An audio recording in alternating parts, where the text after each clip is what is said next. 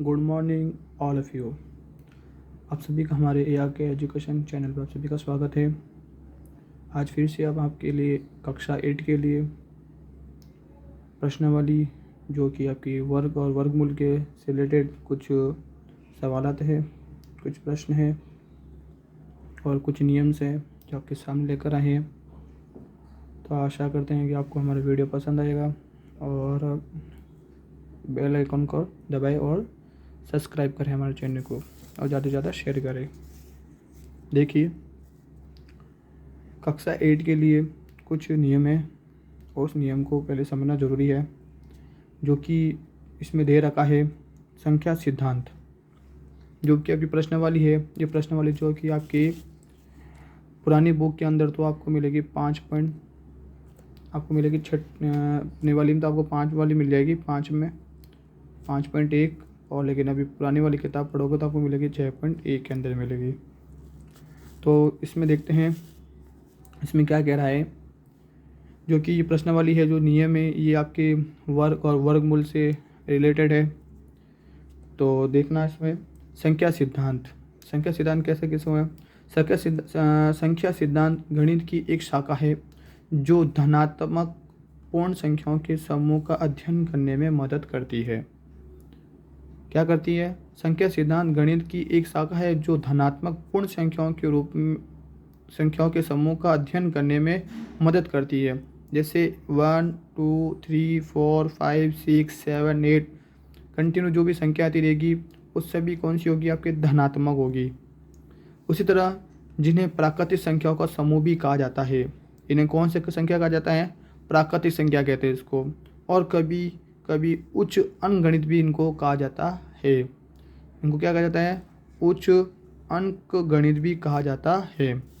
फिर इसमें नीचे देखना दूसरा पॉइंट, ये क्या है? संख्या सिद्धांत का परिचय।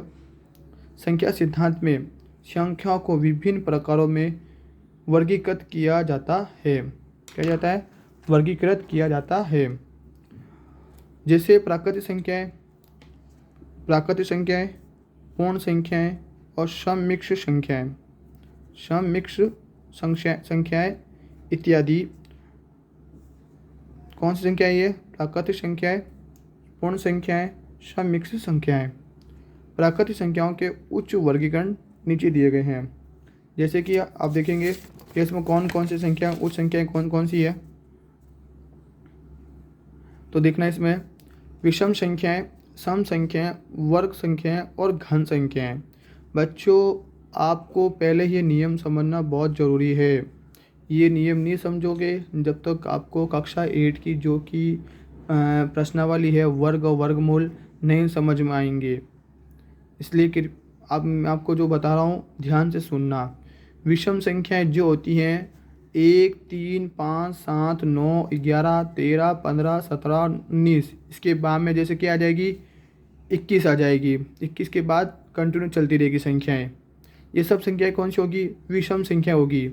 1 के बाद 3, 3 के बाद 5, 5 के बाद 7, यानी एक एक संख्या छोड़ के जो आ रही है, नहीं किसी से कटती भी नहीं। इसमें क्या होगा? आपका 2 का भाग। बच्चों देखो, जैसे कि विषम संख्या जो हैं, विषम संख्या में क्या होगा? विषम संख्या जो होती है जिसमें 2 का भाग नहीं जाता है, यानी 2 3 5 7 9 11 12, इसमें किसी का भी 2 का भाग नहीं जाएगा। जैसे कि 3 × 2 करके देखो, भाग किसी का नहीं जाएगा। जैसे 7/9 करके देखो, इसमें भी 2 का भाग नहीं जाता है। तो यानी जिसमें भाग नहीं जाता है वो कौन सी संख्या हो जाएगी? आपकी विषम संख्या हो जाएगी। जिसमें 2 का भाग नहीं जाएगा वो आपकी क्या होगी? विषम संख्या होगी।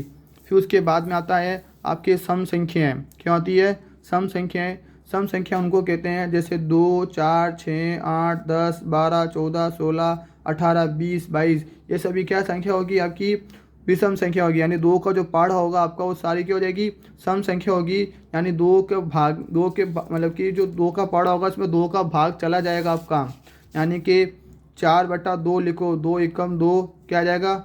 2 आ जाएगा। जैसे 8/2 लिखोगे, 2 एकम 2, 2 चौक 8, यानी कि क्या आ जाएगा? 4 आ जाएगा। तो उसी तरह से क्या होंगे ये?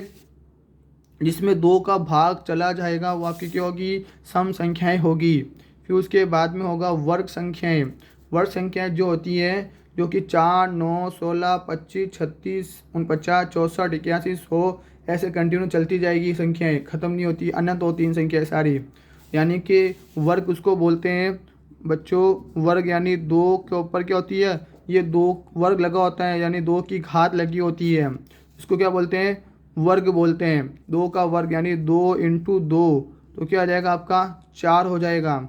जैसे 3 इंटू 3 क्या हो जाएगा आपके 9 हो जाएगा।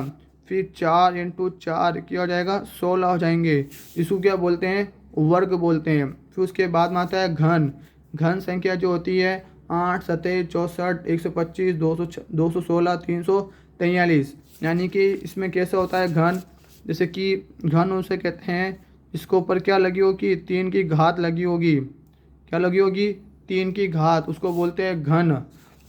जैसे कि यहाँ पे वर्ग में क्या कर रहे थे हम, 2 को 2 से मल्टीप्लाई कर रहे थे, लेकिन यहाँ पे 2 को 2 को क्या करेंगे 3 बार करेंगे हम। जैसे 2 को 2 से करेंगे क्या आएगा 4, 4 को 2 से करेंगे क्या आएगा 2, 2, 2 दूनी 4, 4 दूनी 8 आएगा आपका। फिर उसी तरह आपके आएंगे, जैसे कि आपको 3 से 3 की घात 3 का घन लिखा हुआ है, यानी कि 3 की घात 3 लगी हुई है, तो क्या होगा 3 को 3 बार मल्टीप्लाई करना पड़ेगा आपको। यानी 3 3 9, 9 3 27। फिर आपको 4 की घात करनी पड़ेगी। 4 की घात क्या है 3 है इसमें, तो क्या लगाओगे 4 इंटू 4 इंटू 4, 4 चौक 16, 16 चौक 64। फिर उसी तरह 5 का, फिर उसमें आएगा 5 को क्या करना आपको 5 बार 3 बार लिखना है। 5 हम 25, 25 पंजे 125। इसी तरह आपके क्या हो जाएंगे, ये आपके क्या हो जाएंगे घन हो जाएगा। इसको क्या बोलते हैं हम, घन बोलते हैं। बच्चों आपको जो हमने समझाया है आप चाहे तो कॉपी में नोट भी कर सकते हैं, ताकि आपको क्या हो जाए ये याद हो जाए, क्योंकि इनको नियम को समझना बहुत ज़रूरी है। यदि नियम को नहीं समझोगे तो आपको आगे की प्रश्नावली जो भी हम करवाएंगे वो आपको समझ में नहीं आएगी। धन्यवाद हमारे वीडियो देखने के लिए। आपको हमारा वीडियो पसंद आया तो लाइक करें, शेयर करें और बेल आइकन को दबाना ना भूलें। शुक्रिया, धन्यवाद।